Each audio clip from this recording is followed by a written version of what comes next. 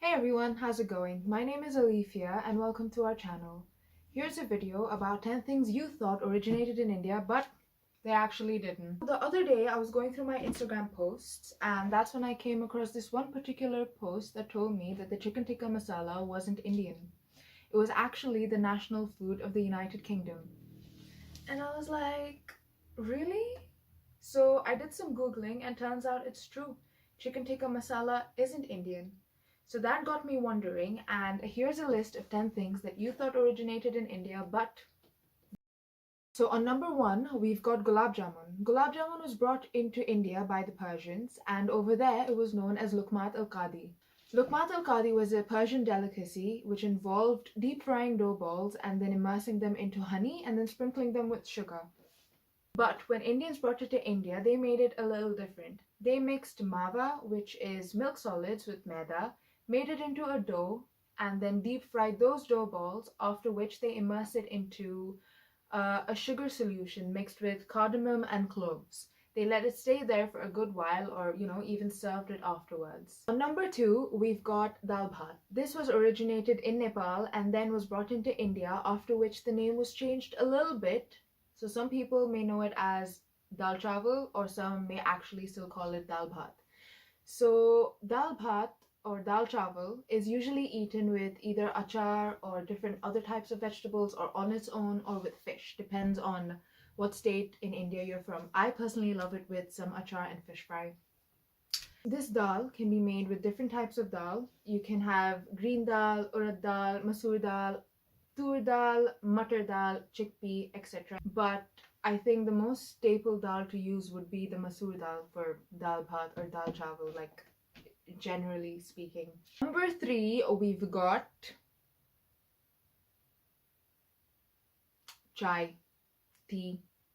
Tea is not Indian. Tea was not originated in India. When I read this,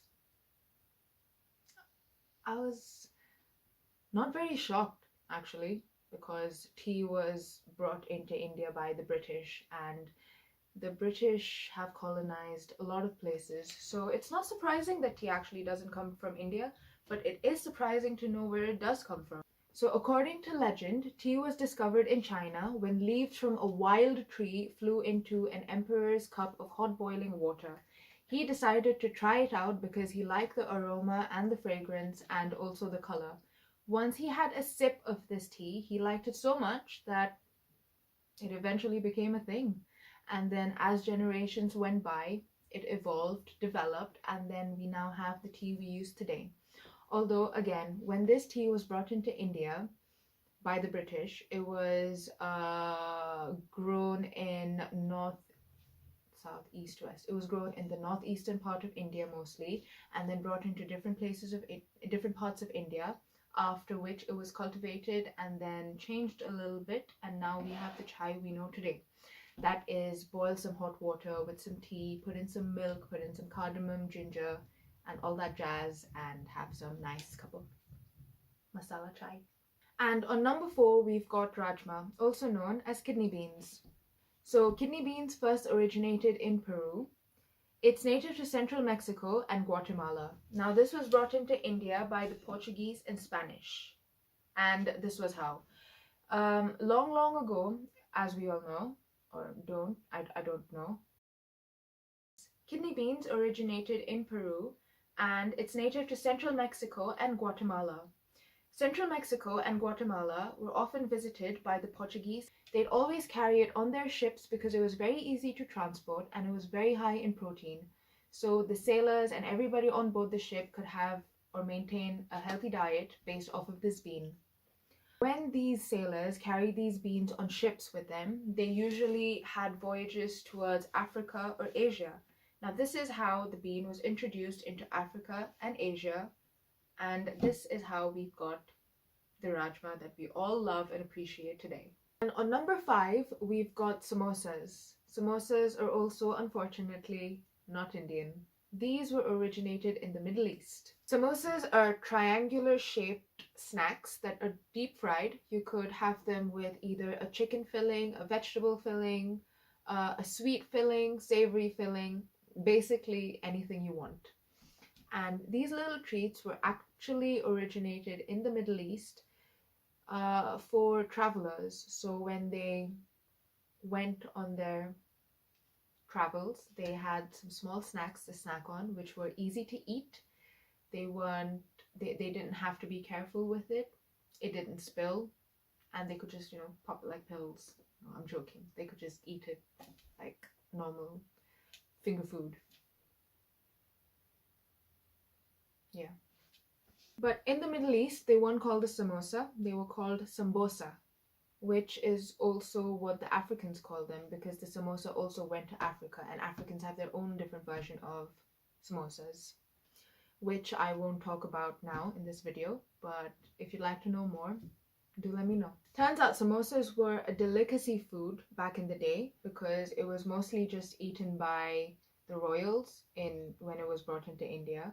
But back in the Middle East, it was initially created or initially developed so that travelers could have something nice and easy to snack on while they went on their journeys. So on number 6, we've got the chicken tikka masala, which is also not Indian. But it'd be good to know there was actually developed or made or discovered by an Asian.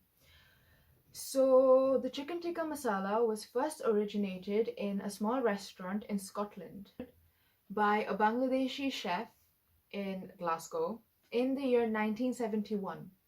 His name is Ali Ahmad Aslam, and the way the story goes is very interesting.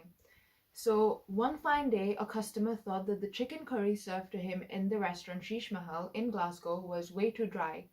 So he asked the chef about it, and the chef decided to change.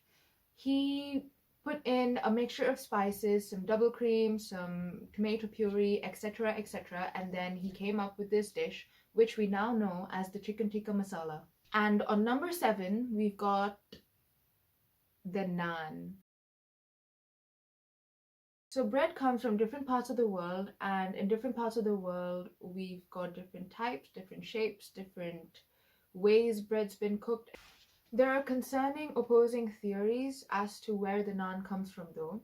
It could either come from the Harappan civilization, where rotis and naans were made a bit thicker at the time, and then as generations went by it's become the naan as we know today.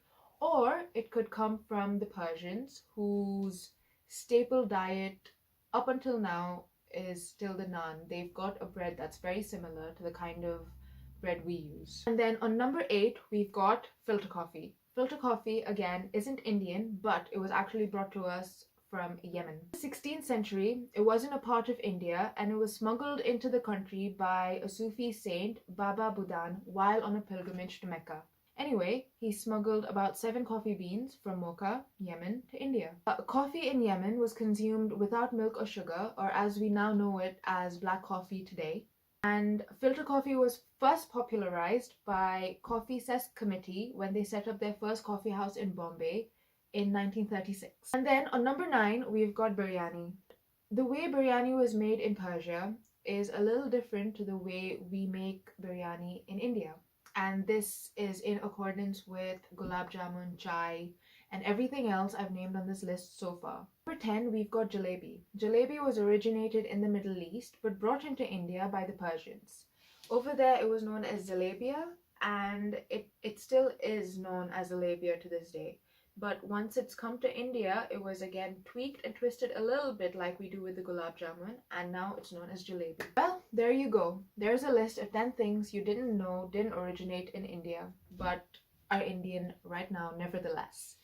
If you'd like to know anything more about all the things we've discussed in this video today, do let us know in the comments below. And if you'd like to know information about anything else, also do let us know in the comments below. Bye!